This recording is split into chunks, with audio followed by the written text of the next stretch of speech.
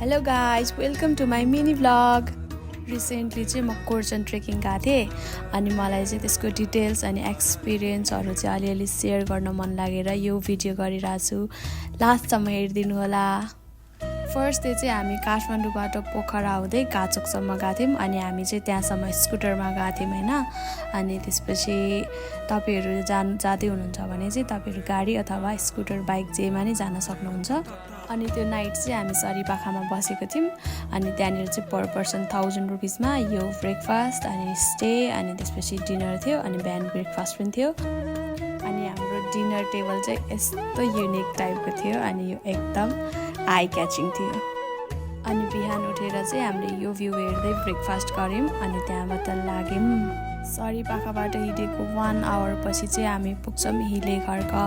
अनि बाटोतिर चाहिँ नेटवर्क सिग्नलहरू कहाँ आउँछ भनेर यसरी देखाएको थियो, जुन चाहिँ एकदमै हेल्पफुल लाग्यो मलाई।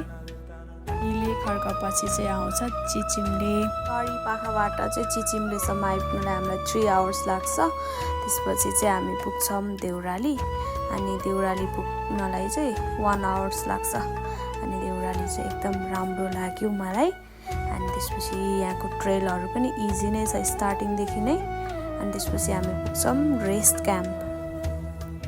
रेस्ट क्याम्प हुँदै चाहिँ हामी उकालो छ अनि त्यहाँबाट चाहिँ अलिक गाह्रो भन्दा पनि अलिक उकालो छ। अनि त्यहाँबाट चाहिँ हामी पुग्छौँ फाइनली खुमै डाँडा। खुमै चाहिँ 3245 मिटरको हाइटमा छ।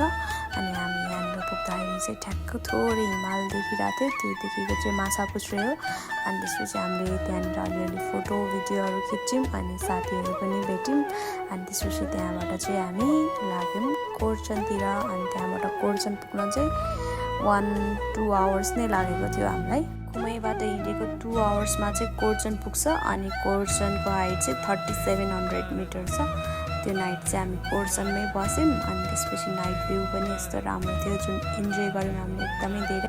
यस्तो राम्रो भ्यू देखिरहेको थियो। अनि त्यसपछि हामीले एकदमै धेरै इन्जोय गऱ्यौँ, फोटो भिडियोहरू सबै बनायौँ अनि टाइम स्पेन्ड पनि मजाले गऱ्यौँ भ्यू हेर्दै।